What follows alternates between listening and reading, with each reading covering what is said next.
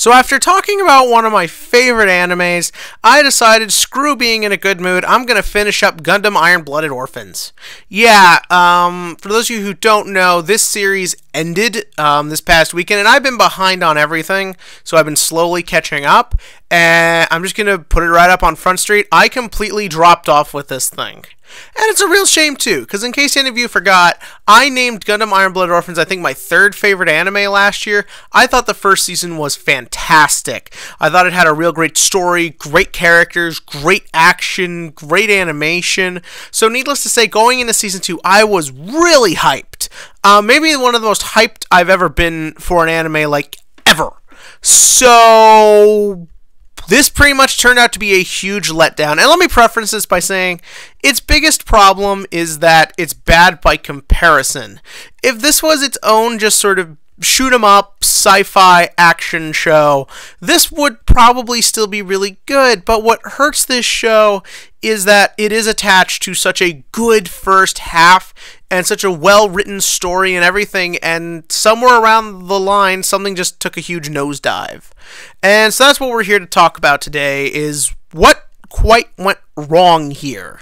So first up, I want to talk about the plot, or plot threads. There's really no ongoing story to Season 2, and I think that's where one of the big problems lies. Season 1, there was a lot of little stuff that happened along the way, but it was this journey to get Kudelia to Earth so she could change things for Mars, and I felt like we were watching the natural progression of that adventure and that story and what they deal with as this adventure goes along. Season 2 kind of abandons anything like that, as it's essentially just several mini arcs that are kind of linked together, but the way they link together feels very shallow. I'll get more into that. I'm going to do a spoiler section of this. But basically, I just didn't really seem to be an ongoing narrative. It all was just sort of abandoned, and it is so distracting. Because even if I wanted to just be like, screw it, I'm just watching cool characters do cool stuff, there are so many moments where you see clearly where things were supposed to lead, and then just don't. So that's a huge problem. How are the characters this time around? Pretty underutilized, I felt like. In the first season, and many people complained about how Mikazuki is a Gary Sue, how Atra's kind of a Mary Sue at everything she does. I felt like in Season 1, everyone was done the way they were for a purpose. I liked the idea that as much as it was just about shoot 'em up, beat 'em up, kill everyone in our way, I love the way the concept of wanting peace and wanting to use words and emotion for peace was really done. One of my favorite scenes in the first season was when Mika and the gang are about to be attacked by like a whole army when they had to deal with that colony uprising. And Kudelia just, they know they're going to die. Like, they can't beat all these guys. But Kudelia just gets on the line and just talks everyone down. And Mika is just completely, like, unbelievable, like, flabbergasted by the whole thing. Like, that just happened. And as a viewer, you're kind of like that, too. Because I'm used to, in all these animes, there's always some convoluted way they get out of it that they later claim fits to what they want, but is just kind of a cheap trick out of it. It's like, no, this isn't a cheap trick. It is that idea that, yes, you have to use violence to get there, but sooner or later you do have to sooner or later there is the idea that words can bring them down. That's not in this. Everything is resolved in this show just by punching everybody. And it really is such a damn shame.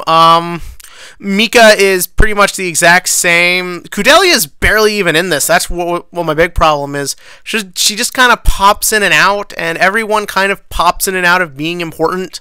Like, we focus on a lot of other characters, which isn't a bad thing, but it doesn't really go anywhere. McGillis, I really thought he was going to be the big thing that was pushing the second half. He doesn't really do a ton to the last 4 or 5 episodes. You also have a lot more military characters, and it's a lot more Galahorn characters. I thought that was going to be interesting. Like, we can go more into the inner workings of that, like, sort of show how, yeah, they're this evil military, but, like, it's still order. And there are characters who are going to do this, like, frick, I just watched this last night, I'm already forgetting. But no one really goes anywhere. Like, they try to create this big villain in the form of Rustle. What a terrible name. I don't know who this guy is. Like, 25 episodes of him leading the sort of being a big bad guy. Don't know a thing about him. How's all the new Tekadon people? Because obviously they've been growing. Don't really know a thing about him. This guy here, we all thought he was going to be something. He's just kind of Mikazuki's weird manservant. So yeah, no one's really utilized, interestingly. And then we get this guy, Eok, who has become like the spawn of Satan to anime fans. Like, he's just become the new everyone hates this guy character. I didn't hate him at first. Like, the whole idea to this guy is that he is this very loyal, dedicated soldier, and at first I thought it was really going to be interesting because you see how loyal he is to serving his troops and protecting them and leading them, and how he believes in Galahorn and he believes in Rustle. This lady here with the weird eyes, I thought that was going in an interesting direction. It doesn't. Like, Eok just becomes this weird douchebag, and the turn where it happens is so out of place, and it is so out of left field from everything we've been given to believe about this guy that I just don't even know. And this chick, there's a reason I can't remember her name and why I don't even want to look it up. Like, it's just, no one's utilized well. I'm going to put a spoiler tag up here, and when it's gone, you could turn the volume up or whatever you want to do.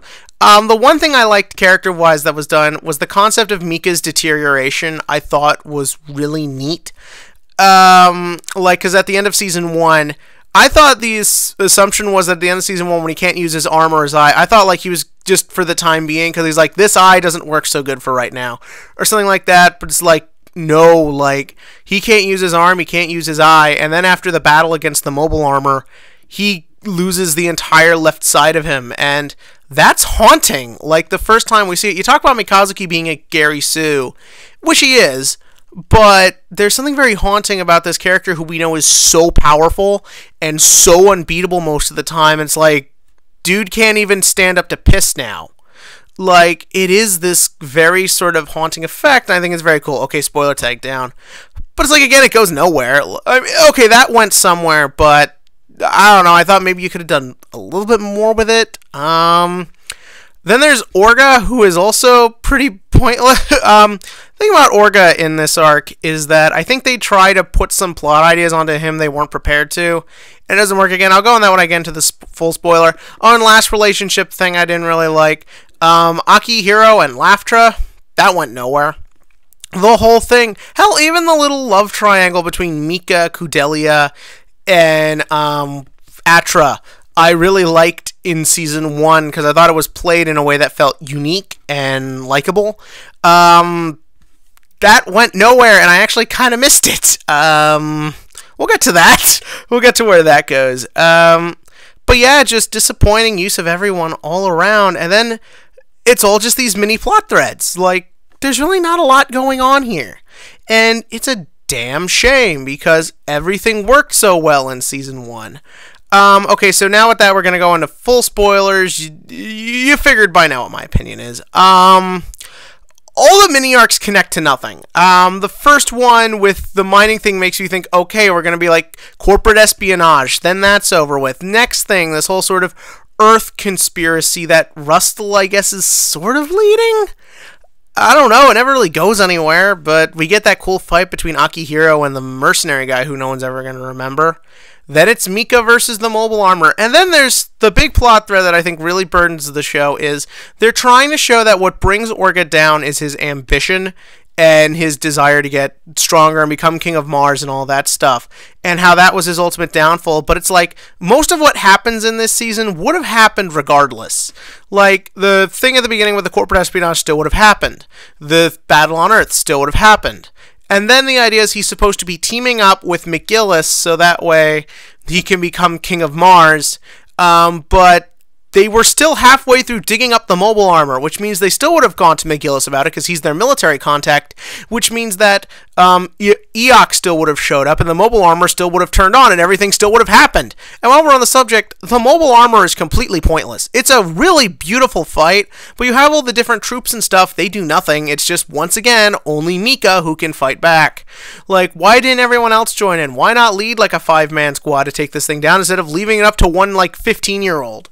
Like, it just makes no sense, and I just don't get where it's going. But then it's like, so the next thing that happens is then Naze and his crew, Naze dies, and they try to sort of play it up like it's kind of Orga's fault, but for getting too big too quickly. But no, we established in season 1 the other members of Taiwas don't like Naze. Like, they still probably would have done what they did. Like, and then everything just falls apart. Like, I don't get why the head of Taiwas doesn't want, a traitor to be destroyed.